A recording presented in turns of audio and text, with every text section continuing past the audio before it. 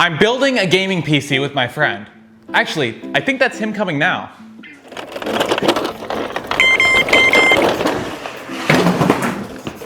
Gavin's setup currently runs off of an ROG Ally, which has been good, but recently he's been looking for a bit more graphics performance. Well, the brakes, the cables... Yeah, it slipped here. That's why I had to put my feet down, because it actually stopped working. The plan today is we're building you a gaming computer, but we're not buying any parts. We're scavenging everything out of these, the random stuff that I've had on the floor. The plan is we're building it into this computer, an 8th gen Core i5 system. But we want to put a proper graphics card in it, and the power supply can't handle that. So we need to get the power supply out of this computer. This one, what do we even need this one for? Right, this one we need to put the RAM from this in that computer, because then this one needs RAM. Basically, we've just made it super confusing. I know nothing about computers, so this is gonna be interesting. Yes. It's this one.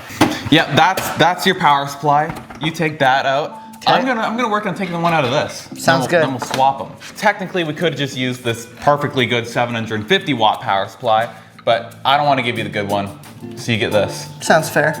I have not yet decided if I'm putting the Dell power supply in here or if I'm putting the 750 watt power supply in here. The advantages of the 750 watt is it'll actually have the proper length cables because it's not from a pre-built.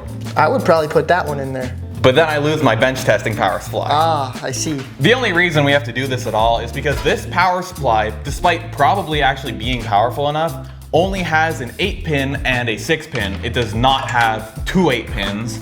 And of course, our graphics card needs two 8-pins. You gotta put this in your computer. I quickly tested that my power supply does in fact power this computer, and we quickly did some mods to make it look a bit nicer. I'm not gonna lie, that kind of looks like it was electrical taped. That goes with the theme. Does it? So tell me, what do you need a computer for? What are you doing with this thing? Well, I like to play video games sometimes, but I also use it for Fusion 360 and video editing stuff too.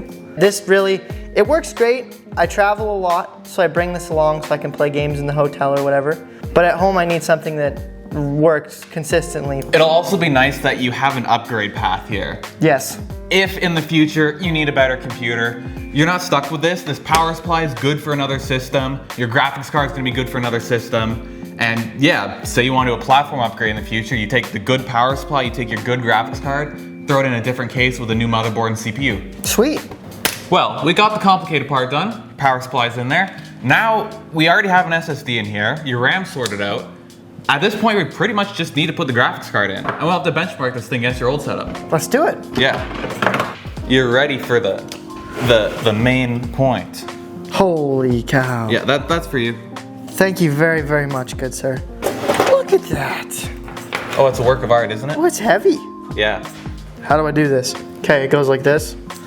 You know, I don't know if Dell intended a graphics card this big in this pre-built computer. What are these for? These little ones. Which ones?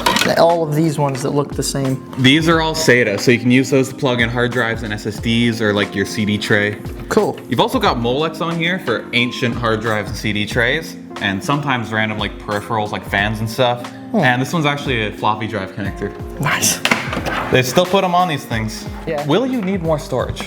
Eventually. This system actually only has 500 gigabytes. That's what you have now. You That's what I have now. gigabytes. Yeah. Okay, we'll give you an additional 650 gigs of questionable quality laptop slow storage. Magnificent. Steam games only, nothing important on here. Okay, sounds good. Also, if you want games to load fast, I also probably wouldn't use this. Okay. You'll notice 2 of your SATA slots are inaccessible because your massive graphics card, so you just don't get to use those. That's how it's supposed to be. Yeah. I actually don't even think you could fit a right angle plug down there. Wow, I'd say this has been pretty successful. Very much so. Honestly, that's it. That's a computer. We gotta find out if it works. Sweet. Let's put the side cover back on. No. No? Can't do that. Can't do that? Can't do that until you know it works. Oh, I see. Yeah. Screwdriver's running away from us. I got a monitor. Alrighty, you ready to find out if your computer works? Can I press the on button? Yeah. I can't wait for it to give us a no keyboard warning. It went orange and then did not. What? I pressed it. It doesn't work. It's using 65 watts to do nothing. What are you doing? The lights are on. Oh, wait, no. Ah, yeah. Cool. The amount of system memory has changed. Oh, it's magically changed the RAM. Ah, But that was all part of our plan. I like it. Okay, we're looking for 32 gigs of RAM to show up and our extra hard drive and get graphics card drivers. That's the plan. That's Sounds the plot. good. So I'd say that is officially working. Sweet. Which means, there you go. Oh.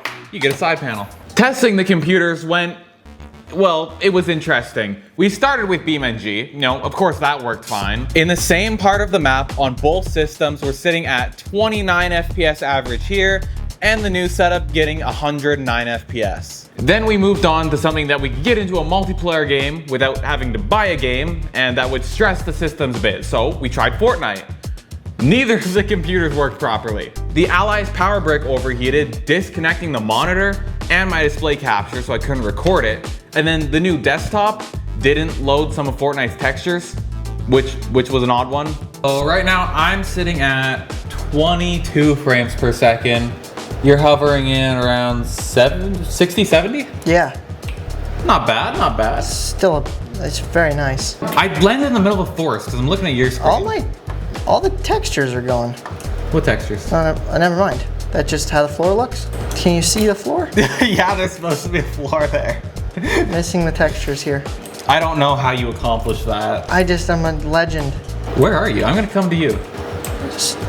No. I'm getting shot at and my entire display disconnected and it's not charging anymore. Your freaking power brick overheated. Well, that's why we don't run it on high anymore. I think my game straight crashed. Yeah. You dead? Yeah, yeah. All right, perfect. Perfect. 17th, perfect. It's good.